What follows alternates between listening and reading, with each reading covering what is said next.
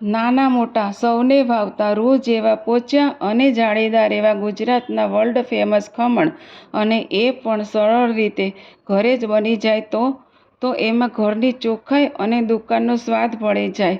તો ચાલો આજે સ્વાદિષ્ટ ખમણની સરળ રીત જોઈ લઈએ અને ઘરે ખમણનો સ્વાદ પણ માણીએ. એના માટે સૌથી પહેલાં મેં પોણો ગ્લાસ જેટલું પાણી લીધેલું છે. 5 ચમચી સુગર પાવડર,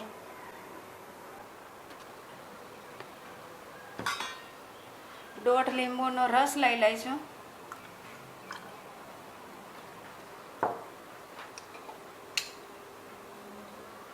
સ્વાદ પ્રમાણે મીઠું.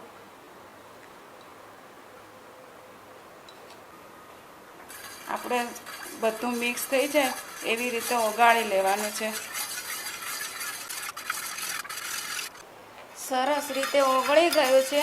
હવે આપણે આની અંદર ચણાનો લોટ એડ કરી દઈશું. ચણાનો લોટ મેં ચાળીને જ લીધો છે.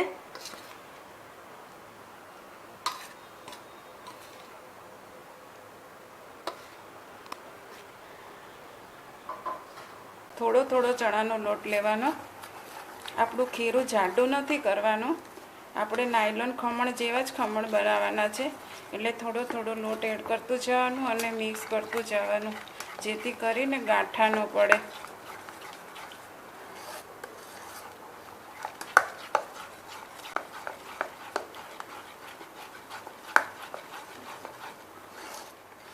મિક્સ થઈ ગયું છે. હવે આપણે 5 થી 7 મિનિટ સુધી આવી રીતે સતત ચલાવતા રહીશું. ફેરવતા ફેરવતા 7 મિનિટ થઈ ગઈ છે અને આ રીતનું આપણે બેટર રાખવાનું છે.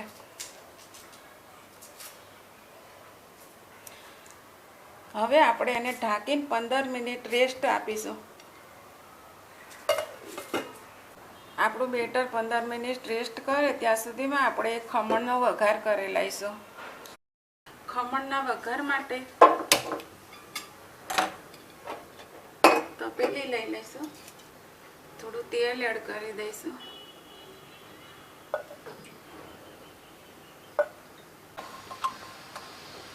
એક ચમચી રાઈ ઉમેરી દઈશું.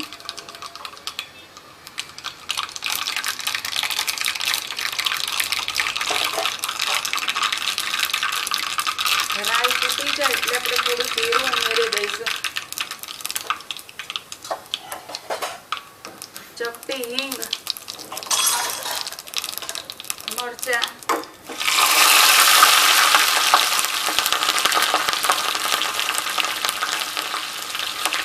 ફૂટી જાય એટલે આપણે મીઠો લીમડો એડ કરીશું.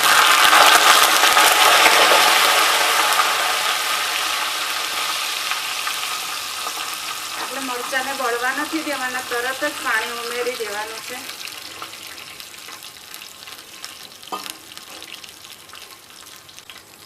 ચપટી મીઠું ઉમેરી દઈશું.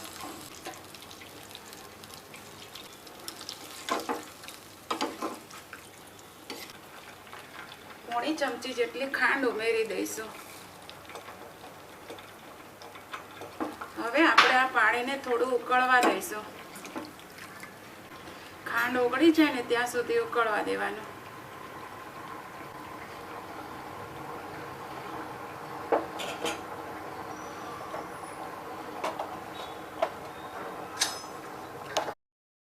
આપણો વઘાર ઉકળી ગયો છે.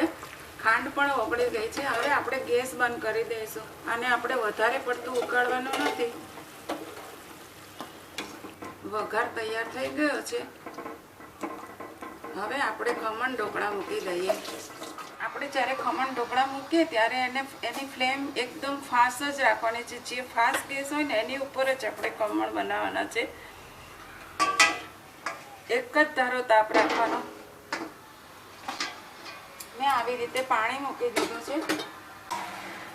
આપણું પાણી ગરમ થાય ને ત્યાં સુધીમાં આપણે બીજી તૈયારી કરી લઈએ.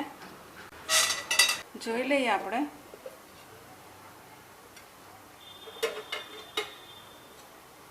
હવે આપણે આની અંદર સોડા નાખી દઈશું. અડધી ચમચી બેકિંગ સોડા એડ કરવાનો છે. ખમણ કોરા ન લાગે એટલે આપણે 1 ચમચી જેટલું તેલ ઉમેરી દઈશું. હવે આપણે આને સારી રીતે મિક્સ કરી લઈશું.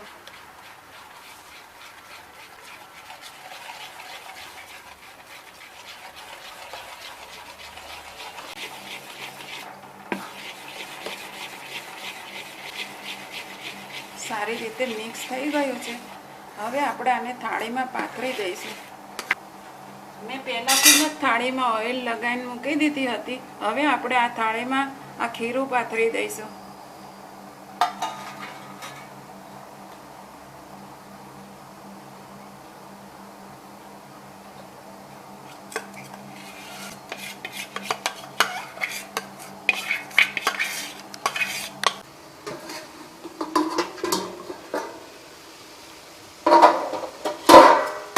આપણું પાણી ઉકળી ગયું છે. હવે આપણે આની ઉપર સ્ટેન્ડ મૂકી દઈશું.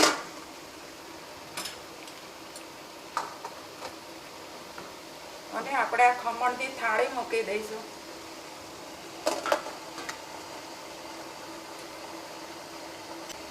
ઢાંકીને આપણે 20 મિનિટ સુધી રહેવા દઈશું. હવે જોઈ લઈએ.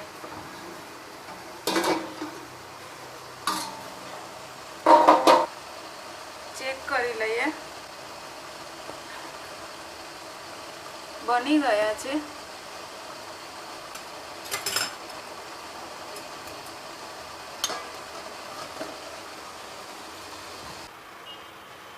આપણા ખમણ તૈયાર થઈ ગયા છે. હવે આપણે આને 10 મિનિટ સુધી રહેવા દઈશું. પછી જ આપણે આની ઉપર વઘાર ઉમેરીશું. 10 મિનિટ થઈ ગઈ છે. આપણા ખમણ પણ ઠરી ગયા છે. ચેક કરી લઈએ.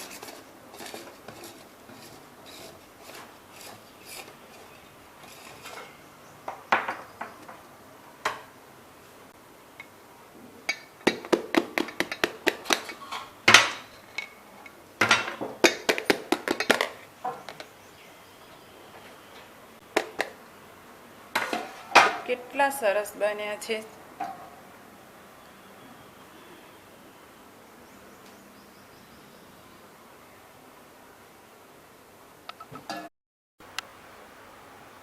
હવે આપણે આના કાપા પાડી લઈશું.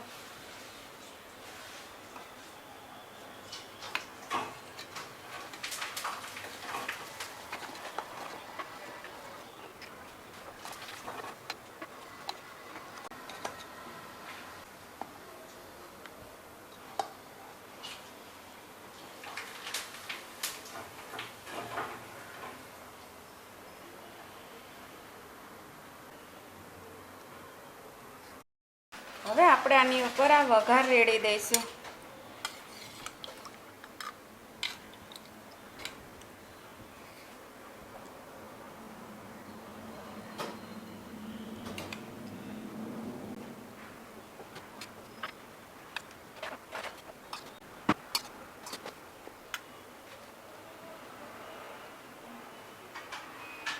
કોથમીર ભભરાવી દઈશું.